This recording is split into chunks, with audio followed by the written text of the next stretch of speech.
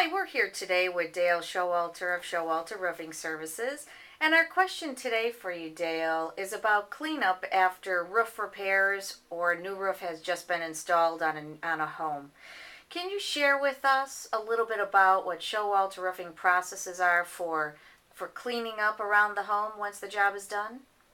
Well, as you know, in any construction project, there's a lot of debris that comes off of a roof, and we try to do the best we can to protect the landscaping by putting up plywood or tarps hanging from the roof to the ground if that's necessary, to try to protect the ground and to cause all the debris to go into specific locations.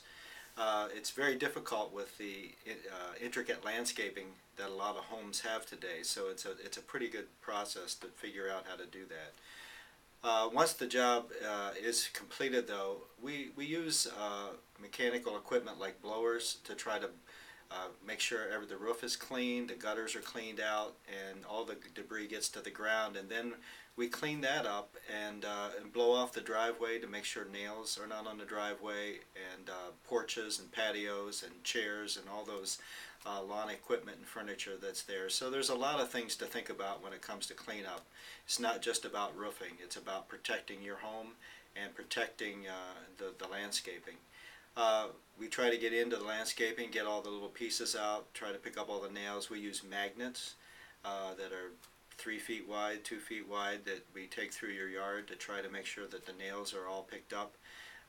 Just so that we try to leave it as much like it was before we started the project. If you don't notice anything on the ground after a roof project is done, then we know we've successfully completed our work.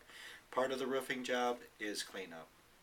Great. Well, thank you very much. I'm sure it'll be very helpful for our homeowners to know. You're welcome. Thanks.